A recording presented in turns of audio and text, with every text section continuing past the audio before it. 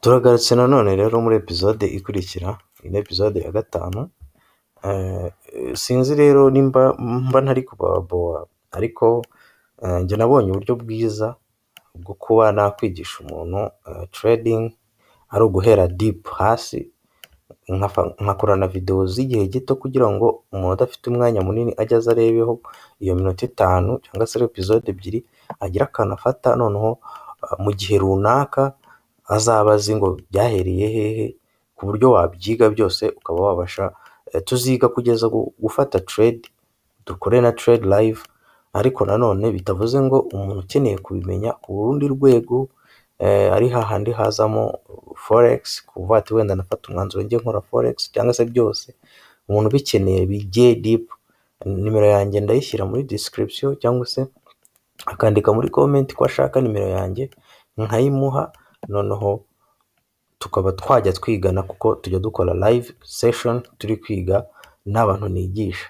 Turaza tugakora live, ngatanga wenda igihe nzigishiriza abantu tukigana mu gihe gitoya, mu gihe kitarenze n'ukwezi kumwe uba wabasha gutangira gutradinga ukagira amafaranga kandi atari make winjiza ya buri munsi. So twakomeje rero hano nanone price action iba yabaye nibyo naberekaga. Buje iba yafungukiye hano ikabanza ikazamuka, yamara kuzamuka ikamanuka. Ubu hano niko byagenze gutya. Iyo yanazamutse wenda igafungira nkaha,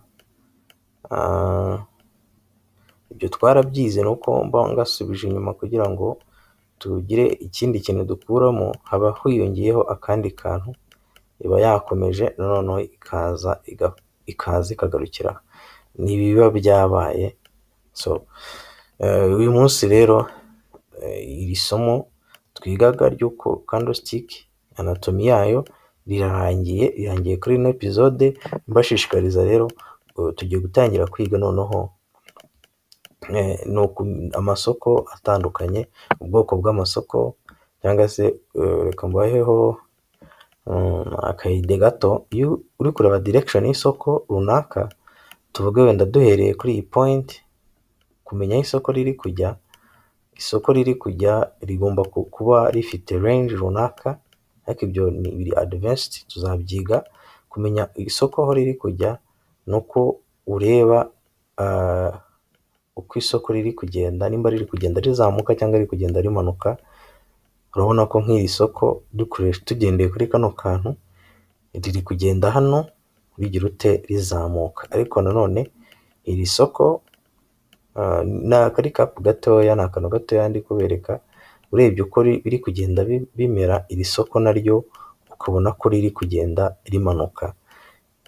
Ibi nabyo biba bitandukanye, ni ukubyiga. Urumva muri episode zikurikira tuzatangira kwiga kumenya ni gute tureba isoko aho riri kujya, ni ibiki by'ingenzi bibandaho, ni ukubigisha, ariko ntabwo turagera kuri trading bya nyabyo, ni gute winjira mu isoko. Bivuze ngo hano turi kwiga, ariko nitujya kwiga byigiye imbere uko umuntu akora trading, noneho bizaza ari ibindi bindi. Niyo mpamvu stay tuned, kora subscribe, liking, nimba ari n'abandi bantu ukeneye ko biga byabafasha, ko bigufasha byafasha n'abandi. So ndumva ari ibyo ngibyo, twese tukiga tukagira ubumenyi runaka.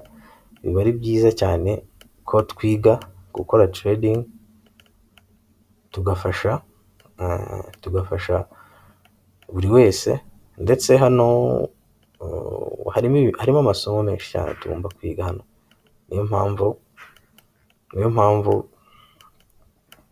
Niyo mpamvu ukwiye gukora subscribe, ukarayikinga n'izi video zanjye nimba hari ubumenyi zikuramo. Iri somo ryagombaga kurangira kuri iyi episode, niyo mpamvu nkubona kuri iyi episode nta kindi nongeyeho, ahubwo tugiye gutangira izindi episode nshyashya, isomo rishyashya, ku buryo umuntu azajya afata buri somo akamenya ngo ni izi episode wenda 5 ririmo rino somo. Murakoze.